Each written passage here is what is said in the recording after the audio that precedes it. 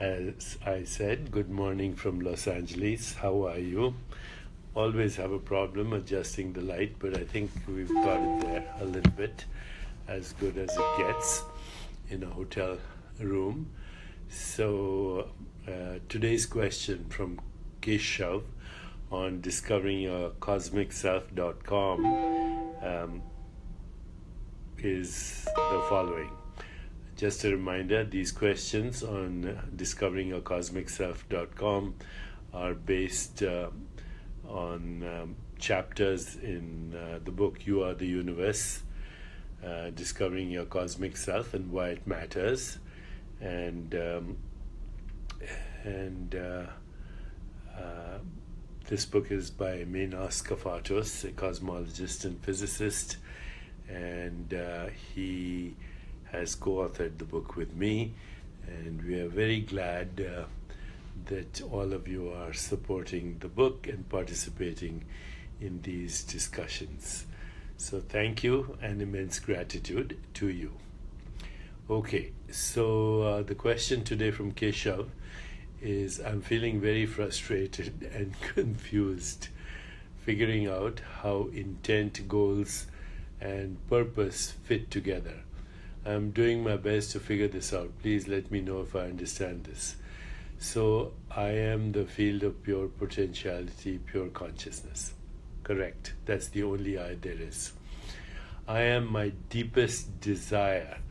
The desire is embedded in that field of pure potentiality as a result of past karma and memories. So yes. And being aligned with this is being aligned with my purpose. Again, correct. Your purpose ultimately, though, is to figure out who you are. And in the meanwhile, it is to align with the elements and forces of the cosmos. Your body with the body of the cosmos, by balancing your biological rhythms, your circadian rhythms, your seasonal rhythms, your gravitational rhythms, your tidal rhythms, which are part of the symphony of the universe. So yes, you balance that first, maintain good health with good sleep, meditation, exercise, yoga, pranayama, and good nutrition, healthy relationships, emotions like love and joy and compassion and equanimity, and grounding yourself by walking on the earth once in a while. So that is how you align yourself with the elements and forces of the universe, the harmony of the universe. Remember, it's called Universe, One Song. Using the power of intent and conscious choice making is to create is what I do. Again, correct. But now let's go a little deeper than that, okay? So as you are the field of pure potentiality, already embedded in it is your deepest desire. You really don't have anything to do other than remain in choiceless awareness, which is being, choiceless awareness. Choiceless awareness already has subtle intent built into your consciousness, and that subtle intent has infinite organizing power. It organizes its own fulfillment. So if your body, mind, and awareness are totally aligned with what we will say fundamental being, awareness, and then just being in that state will activate the seeds of desire that are already embedded in you. If you want, you can accelerate that by doing a meditation and closing your eyes and putting your attention in this area of your heart, and then basically asking yourself, who am I? What do I want? What is my purpose? And what am I grateful for? So asking those questions will activate the seeds of intention and desire. You don't have to force goal setting and all that.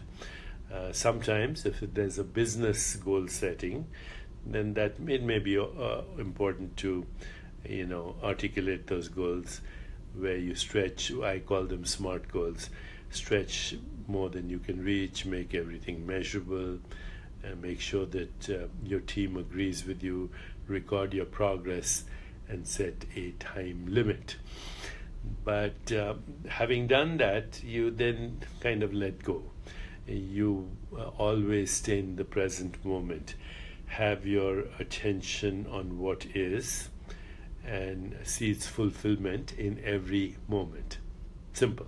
Have your attention on what is and see its fulfillment in every moment, because that's all we have. This moment is the only moment we have. Even as it arises, it subsides. So to stay in that state of being or choiceless awareness and harmonizing your rhythms with the rhythms of the cosmos, you are spontaneously moving in the direction of evolution. Our desires should not be forced, because even if you fulfill them, first of all, you will be distracted by the forcing of them and by the attachment to the outcome, and you'll never be in the present, so that even when the future arrives, you won't be present for it. So this is what it means to be aware. Aware in this moment of the external environment, aware in this moment of your body, aware in this moment of your mental space. But again, you don't force it. It's called metacognition, to observe ourselves making choices and observe ourselves having experiences. That's it. And then in that being, there is a spontaneous evolution and organization of intention. The intention organizes its own fulfillment. So that's the easiest way.